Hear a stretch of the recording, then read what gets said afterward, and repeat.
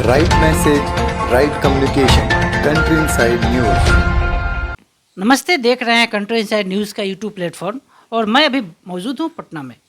पटना में हमारे साथ बिहार के बड़े सामाजिक कार्यकर्ता राजकिशोर पासवान जी हैं। भारतीय जनता पार्टी युवा मोर्चा में बड़े पद पर रह चुके हैं। भारतीय जनता पार्टी को इन्होंने इस्तीफा कर दिया। अभी निष्पक्ष और स्वतंत्र तरीके से सामाजिक कार्यों में रुचि रखते हैं और गरीबों की मदद करते हैं। इनकी छोटी सी पहचान है, गरीबों की मदद में हमेशा तत्पर रहते हैं और गरीब का मदद करना ही अपने जीवन का रेखा बना चुके हैं, लाइफ लाइन बना चुके हैं।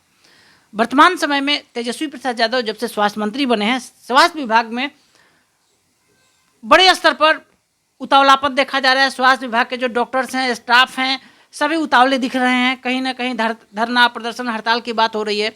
स्वास्थ्य मंत्री तेजस्वी यादव लगातार धावा बोल रहे हैं, कभी पीएमसीएच, कभी एनएमसीएच में आपने देखा होगा विनोद सिंह चाइल्ड स्पेशलिस्ट हैं, सुप्रिटेंडेंट रहे हैं, उनको सस्पेंड कर दिया गया वहाँ पे साफ सफाई, लैट्रिन गंदा रहने के कारण।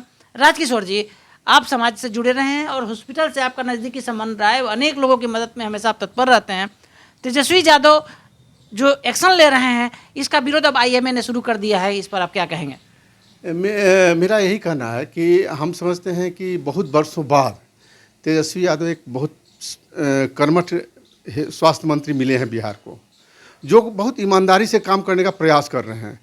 लेकिन मेरा अपना मानना है कि स्वास्थ्य और एजुकेशन, ये दो चीज़ जो है माफियाओं के हाथ में चला गया है, जिसका और इसका परिणाम ये हो रहा है कि कोई भी मंत्री, चाहे वो खुद मुख्यमंत्री ही क्यों ना हो, वो बहुत ज़्यादा दबाव हेल्थ पर या डॉक्टरों पर नहीं बना पा रहे हैं, जिसके चलते जब हेल्थ मिनिस्टर जब एक्शन में आते हैं तो डॉक्टर लोग विरोध करते हैं, क्या कि वो हर डॉक्टर किसी न किसी नर्सिंग होम से जुड़ा हुआ है या किसी न किसी, हर डॉक्टर को कोई ना कोई बड़ा बड़ा नर्सिंग होम है, जिसके चलते वो प्राइवेट प्रैक्टिस करने के चलते वो हॉस्पिटल में टाइम नहीं देते हैं। और हॉस्पिटल में जबकि हम समझते हैं कि प्रतिदिन कम से कम 2000 से कम आदमी नहीं रहता है, लेकिन वहाँ doctor head of the department कभी उपलब्ध नहीं होता है। शायद कभी रहते हों या आते हैं 11-12 बजे, दिखा ली कि हम आ गए हैं, और वो फिर घर की ओर वापस चले जाते हैं अपने नर्सिंग होम में। ये और तेजस्वी आदमी जो कर रहे हैं, ये बौखलाहट है उन लोग में कि ऐसा क्यों हो रहा है, क्या कि इनका प्राइवेट प्रैक्टिस छूट रहा है। प्राइवेट प्रैक्टिस के चलते सर, हम आपसे समझेंगे, जब यह सरकारी नौकरी में आते हैं, जब सरकार आवेदन निकालती है नौकरी करने के लिए, ये सोच कर ही फाइनली ना आते हैं कि हम सरकार में नौकरी करेंगे, नौकरी करने के साथ हम गरीबों की मदद करेंगे। फिर जब ये नौकरी में चले जाते हैं तो ये प्राइवेट प्रैक्टिस की तरफ विशेष ध्यान, रुचि क्यों रखते हैं सर?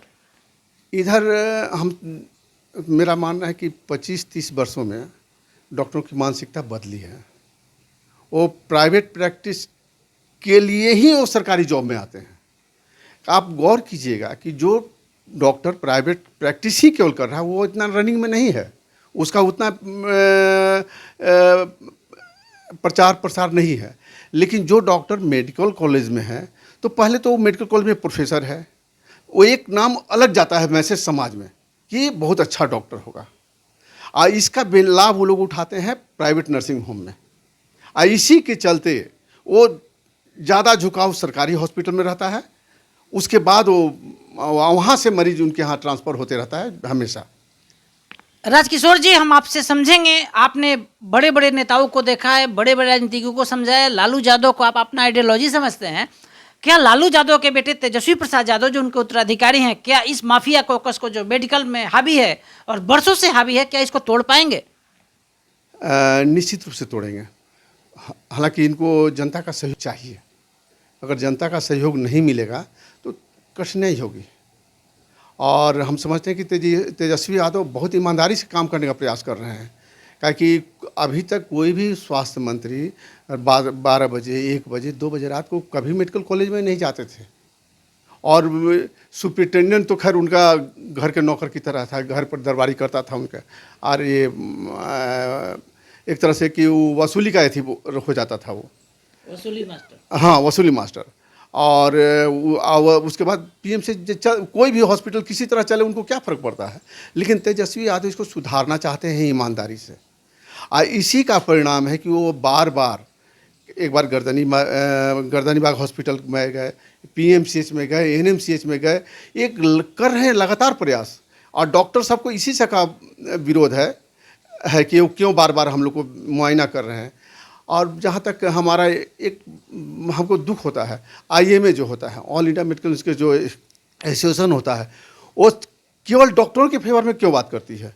क्या पब्लिक के बारे में क्यों नहीं खड़ा होती है?